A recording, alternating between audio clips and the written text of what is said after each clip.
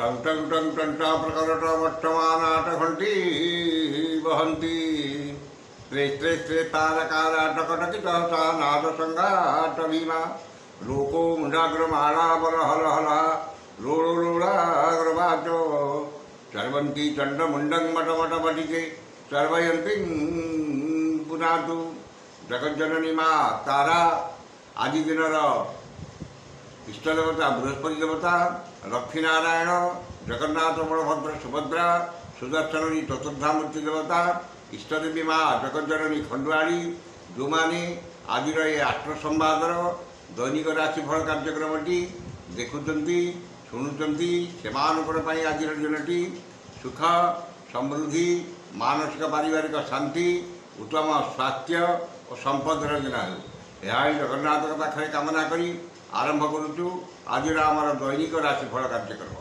जय जगन्नाथ। राशिफल आरंभ करने पूर्व प्रथम जाणीना आम आज पंजिका। आज जून मास 4 तारीख 2026 मसीहा वृष 21 दिन ज्येष्ठ मास मल कृष्णपक्ष चतुर्थी गुरुवार चतुर्थी तिथि रात्रि 11:31 पर्यंत रहिबो आज राशि नक्षत्र उत्तराषाढ़ा धनु उत्तराषाढ़ नक्षत्र रात्रि 3:42 पर्यंत रहिबो चंद्र धनु राशि सकाळ 7:41 पर्यंत रहिबे यापर मकर राशि को सुचार ही गमन करेंगे। चतुर्थी तिथि जो मूला खाइबा मना खाइबे धन हानि ये आज पंजिका। बर्तमान आम जाणीना केमी कटो 12टी राशि व्यक्ति मानकर आज दिन एवं कौन कले कौ मंत्रटी पाठ कले आज दिन आपण मान मंगलमय एवं शुभमय हे से विषय में आम आज आलोकपात करवा। आसतु जाना जात चक्र प्रथम राशि मेष राशि सकाळ 7:41 सकाळ 7:41 पर्यंत नवम चंद्र जो से समय पर्यंत मन अस्थिर विषादग्रस्त चापग्रस्त रही चाली चलन व्यवहार कथबार्ता विवादीय हे यापर दशम चंद्र भोग होबारू स्थिति परिवर्तन आसव हृत गौरव हृत सम्मान पुनश्च प्रत्यावर्तन कर आर्थिक स्थिति सुधार आसव धन संपद प्राचुर्य प्रतिपत्ति वृद्धि पाए मन में प्रसन्नता चालीचलन संयमता वचन में मधुरता एवं समस्त कर्म स्वच्छता और समयानुवर्तिता अपनाइबे भाग्य अपेक्षा कर्म अधिक विश्वास और गुरुत्व एवं व्यवसाय अपेक्षा कर्म अधिक सफलता और सम्मान मिल आज जेकोसी कर्म करेंगे से 100% सफलता पाइबे एवं नूतन कर्म आरंभ एवं नूतन कर्म नियुक्तिर खबर मिल वाणिज्य व्यवसाय और परिवहन में आय जहाँ मन में आत्मसंतोष आत्मतृप्त रही जो मानकर दीजा मेष से उपकृत हे।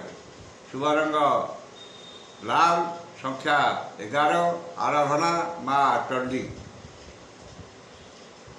वृष राशि सकाळ 7:41 पर्यंत अष्टम चंद्र और पर नवम चंद्र जो वाद विवाद स्वास्थ्य आर्थिक कारोबार उच्चस्थान आरोहण गैस इलेक्ट्रिक सरंजाम व्यवहार जानवाहन आरोहण काल में सतर्कता अवलंबन करेंगे एवं स्वजन परिजन बंधु बांधव सहकर्मी सहयोगी और पदस्थ अधिकारी कथबार्ता बेले यथासंभव बाक संयमता रक्षा करेंगे। मान गुरुजन बद क्षमताशाली व्यक्ति शत्रुता राजनैतिक व्यक्ति आक्रोश शिकार हे मन में दुश्चिंता दुर्भावना हतष्टा भाव प्रकाश पाए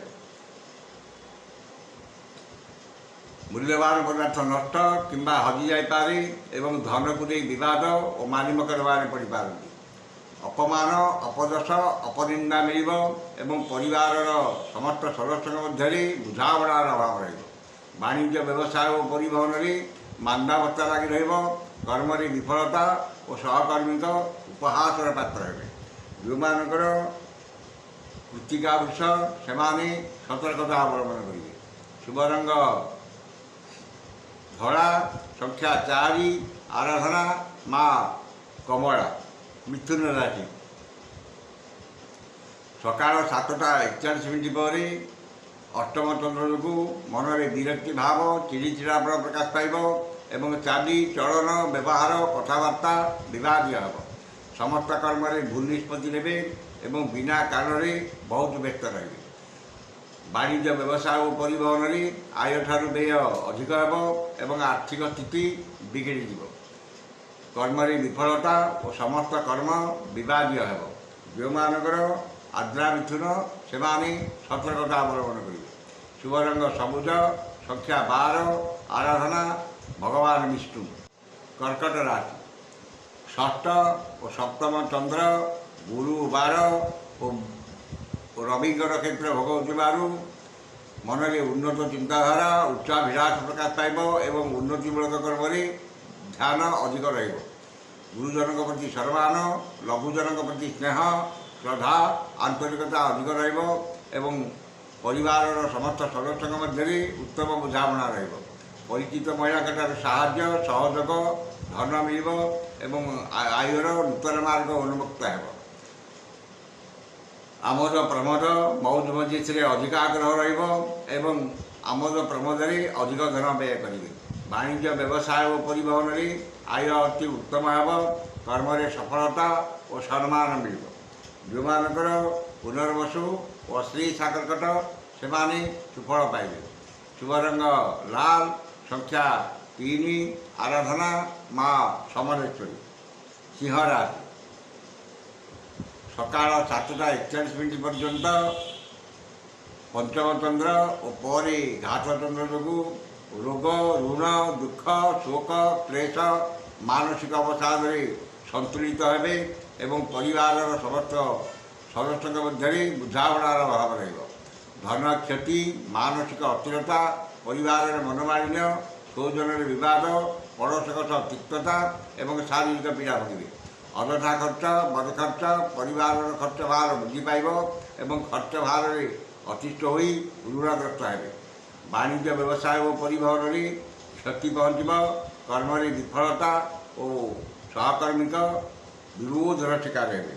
ଯେଉଁମାନଙ୍କର ମଘା ଉତ୍ତରା ଫାଲ୍ଗୁନୀ ସିଂହ ସେମାନେ ସତର୍କତା ଅବଲମ୍ବନ କରିବେ। ଶୁଭ ରଙ୍ଗ ଗୋଲାପୀ, ସଂଖ୍ୟା 6, ଆରାଧନା ମା ମାଣିକେଶ୍ୱରୀ। କନ୍ୟା ରାଶି ସକାଳ 7ଟା 41 ପରେ ପଞ୍ଚମ ଚନ୍ଦ୍ର ଯୋଗୁଁ ମାନ ସମ୍ମାନ ହାନି, ମାନସିକ ଦୁଶ୍ଚିନ୍ତା, ପରିବାରରେ ମନୋମାଳିନ୍ୟ, ସୌଜନ୍ୟରେ ବିବାଦ, ପଡ଼ୋଶୀଙ୍କ ସହ ତିକ୍ତତା ଏବଂ ଇତରଙ୍କ ଠାରୁ ଅପମାନ ପାଇବେ। ମନ ଅସ୍ଥିର, ବିଷାଦଗ୍ରସ୍ତ, ଚାପଗ୍ରସ୍ତ ରହିବ ଏବଂ ଚାଲି ଚଳନ ବ୍ୟବହାର କଥାବାର୍ତ୍ତା ବିବାଦୀୟ ହେବ। ସମସ୍ତ କର୍ମରେ ଭୁଲ ନିଷ୍ପତ୍ତି ନେବେ ଏବଂ ବିନା କାରଣରେ ବହୁତ ବ୍ୟସ୍ତ ରହିବେ। ସନ୍ତାନମାନେ ବିଶୃଙ୍ଖଳିତ ହେବେ ଏବଂ ସେମାନଙ୍କର ଶିକ୍ଷା ଦୀକ୍ଷା କର୍ମରେ ବାଧାବିଘ୍ନ ଉପୁଜିବ। ପାରିବାରିକ ବିବାଦ ଉଗ୍ର ରୂପ ଧାରଣ କରିବ ଏବଂ ପୈତୃକ ସମ୍ପତ୍ତିକୁ ନେଇ ବିବାଦ ଦେଖାଦେବ। ବାଣିଜ୍ୟ ବ୍ୟବସାୟ ଓ ପରିବହନରେ ମାନ୍ଦାବସ୍ଥା ଲାଗି ରହିବ।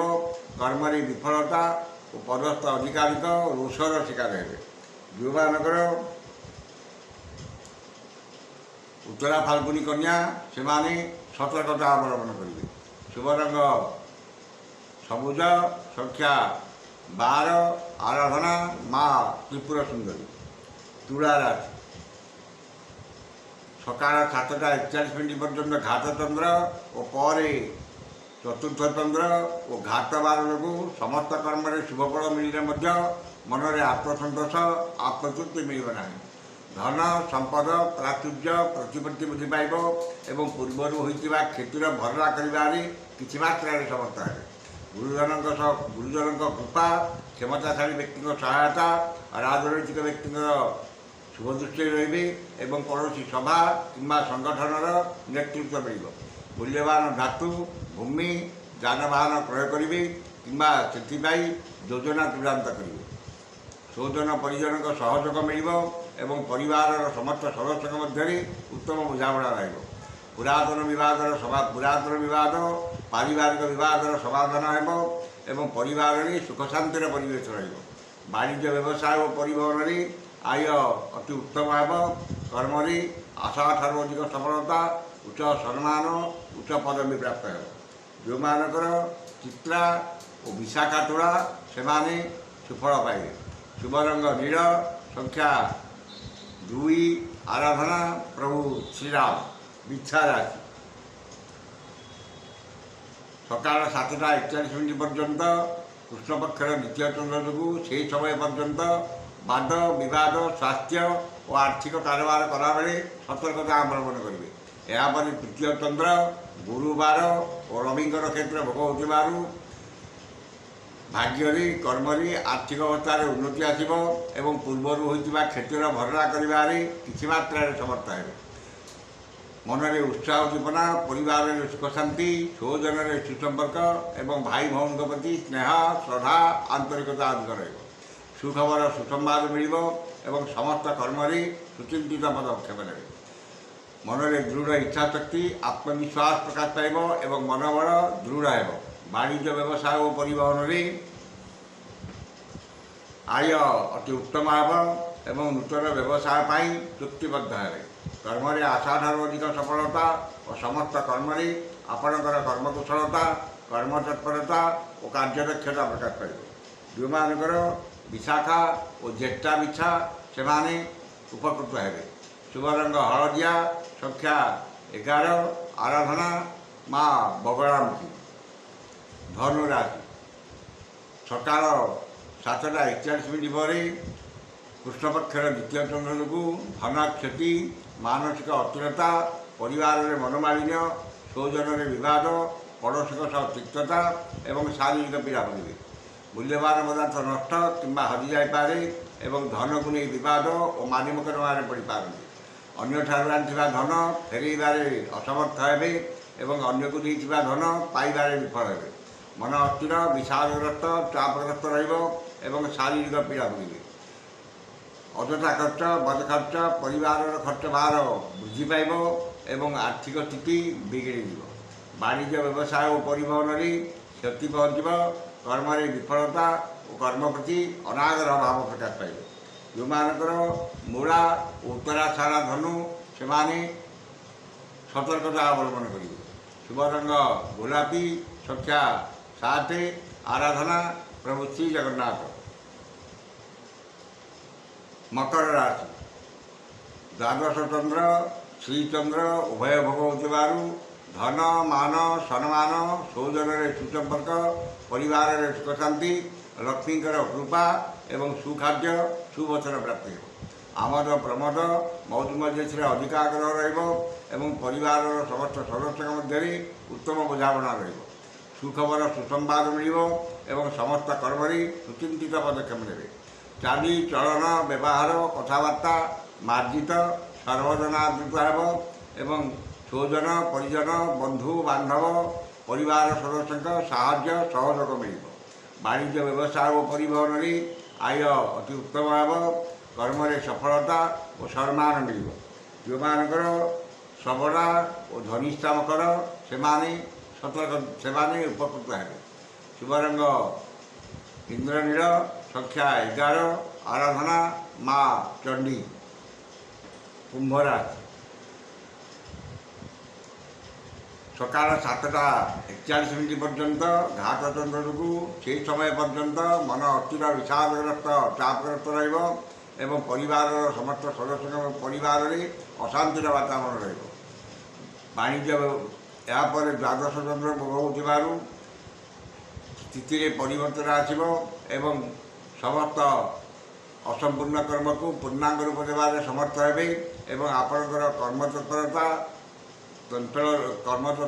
କାର୍ଯ୍ୟଦକ୍ଷତା ଓ ସମୟ ଏବଂ ଆପଣଙ୍କ ସମସ୍ତ କର୍ମରେ କର୍ମତତ୍ପରତା, କାର୍ଯ୍ୟଦକ୍ଷତା ଓ ସମୟାନୁବର୍ତ୍ତିତା ପ୍ରକାଶ ପାଇବ। ଠିକ୍ ସମୟରେ ଠିକ୍ ନିଷ୍ପତ୍ତି ନେବାରେ ସମର୍ଥ ହେବେ ଏବଂ ସମସ୍ତ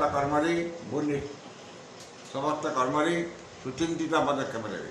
ଅଯଥା ଖର୍ଚ୍ଚ, ବଦ ଖର୍ଚ୍ଚ, ପରିବାରର ଖର୍ଚ୍ଚ ଭାର କମ୍ ରହିବ ଏବଂ ଖର୍ଚ୍ଚ ପ୍ରତି ଅନାଗ୍ରହ ଭାବ ପ୍ରକାଶ ପାଇବ। ଆୟର କିଛି ଅଂଶ ସଞ୍ଚୟରେ କିମ୍ବା କୌଣସି ଆର୍ଥିକ ସଂସ୍ଥାରେ ନିବେଶ କରିବେ ଏବଂ ଆୟ ଅଧିକ କରିବା ପାଇଁ ନୂତନ ଯୋଜନା କରିବେ। କୁସଙ୍ଗ ପରିତ୍ୟାଗ କରି ସତ୍ସଙ୍ଗ କରିବେ ଏବଂ ନିଜକୁ ଧାର୍ମିକ କର୍ମରେ ସାମିଲ କରିବେ। ବାଣିଜ୍ୟ ବ୍ୟବସାୟ ଓ ପରିବହନରେ ଆୟ ଅତି ଉତ୍ତମ ହେବ। କର୍ମରେ ସଫଳତା ଓ ସମସ୍ତ କର୍ମ ଆଜି ଆପଣଙ୍କ ପାଇଁ ସହଜ ହେବ। ଯେଉଁମାନଙ୍କର ଧନିଷ୍ଠା ଓ ପୂର୍ବଭାଦ୍ର କୁମ୍ଭ ସେମାନେ ଉପକୃତ ହେବେ। ଶୁଭ ରଙ୍ଗ କଳା, ସଂଖ୍ୟା 6, ଆରାଧନା ମା କାଳୀ। ଶେଷ ରାଶି ମୀନ ରାଶି।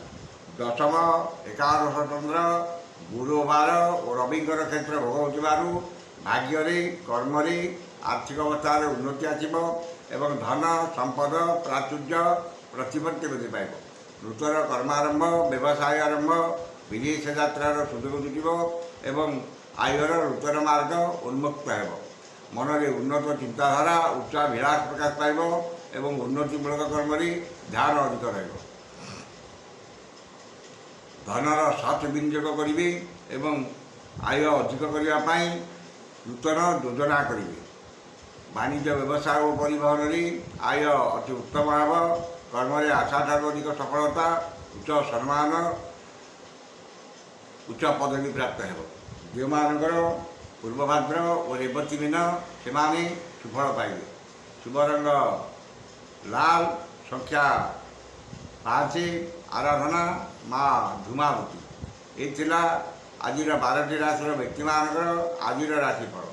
ସମସ୍ତ ରାଶିର ବ୍ୟକ୍ତିମାନେ ଦିନଟି ଶୁଭ ହେବା ପାଇଁ ଉକ୍ତ ମନ୍ତ୍ରଟି ଋଷ୍ୟାଦି କରି ପାଠ କରନ୍ତୁ। ଋଷ୍ୟାଦିଟି ହେଲା ଓ ମତ୍ସ୍ୟଶ୍ରୀ ବୃହସ୍ପତି ମହାମନ୍ତ୍ରସ୍ୟ ଈଶ୍ୱର ଋଷି ଅନୁଷ୍ଠୁପ ଛନ୍ଦଃ ଅଦ୍ୟ ଦିବସ ଦିବସାଧିପତି ବୃହସ୍ପତି ଦେବତା ସ୍ମୃତେ ବୃହସ୍ପତି ଦେବତା ମନ୍ତ୍ର 178 ସଂଖ୍ୟକ ମନ୍ତ୍ର ଜପେ ବିନିଯୋଗ। ଋଷ୍ୟାଦିଟିକୁ ଥରେ କରିବେ ଏବଂ ମନ୍ତ୍ରଟି ହେଲା ଓଁ ଐଂ କ୍ଲିଂ ବୃହସ୍ପତୟେ ନମଃ। ଏ ମନ୍ତ୍ରଟିକି ସକାଳେ 108 ଏବଂ ସନ୍ଧ୍ୟାବେଳେ 108 ପାଠ କରନ୍ତୁ। ନିଶ୍ଚିତ ଭାବରେ ଦିନଟି ଆପଣଙ୍କର ମଙ୍ଗଳମୟ ଏବଂ ଶୁଭମୟ ହେବ। କାର୍ଯ୍ୟକ୍ରମକୁ ଶେଷ କରିବା ପୂର୍ବରୁ ଆପଣମାନଙ୍କ ପାଇଁ ଏକ ବିଶେଷ ସୂଚନା। ଆମର ଏହି ଆଷ୍ଟ୍ରୋ ସମାଜ ଚ୍ୟାନେଲରେ ଆମେ ବାର୍ଷିକ ରାଶିଫଳ, ଦୈନିକ ରାଶିଫଳ, ବୃହସ୍ପତି ବର୍ତ୍ତମାନ ଯେଉଁ 1 ତାରିଖରେ ବୃହସ୍ପତି ଚଳନ ଏବଂ ଆଗକୁ ଯେଉଁ ବୃହସ୍ପତି ଚଳନ ହେବେ, ବୃହସ୍ପତି ଚଳନ, ଶନି ଚଳନ, ଏସବୁ ନେଇକି ଆମେ ବହୁ ପୂର୍ବରୁ ଭିଡ଼ିଓ ଅପଲୋଡ଼ କରିଛୁ। ଆପଣମାନେ ଆମର ସବୁ ଯୋଡ଼ି ହେଇ ରୁହନ୍ତୁ। ଆମ ଚ୍ୟାନେଲକୁ ସବସ୍କ୍ରାଇବ୍ କରନ୍ତୁ, ବହୁମାତ୍ରାରେ ସେୟାର କରନ୍ତୁ ଏବଂ ଆପଣଙ୍କର ସୁଚିନ୍ତିତ ମତାମତ ଦିଅନ୍ତୁ। ଆଜି ତ ସମୟ ସରିଯାଇଛି। ଆସନ୍ତାକାଲି ଦେଖା ହେବ ଠିକ୍ ଏହି ସମୟରେ। ବିଦାୟ ଦିଅନ୍ତୁ। ଜୟ ଜଗନ୍ନାଥ।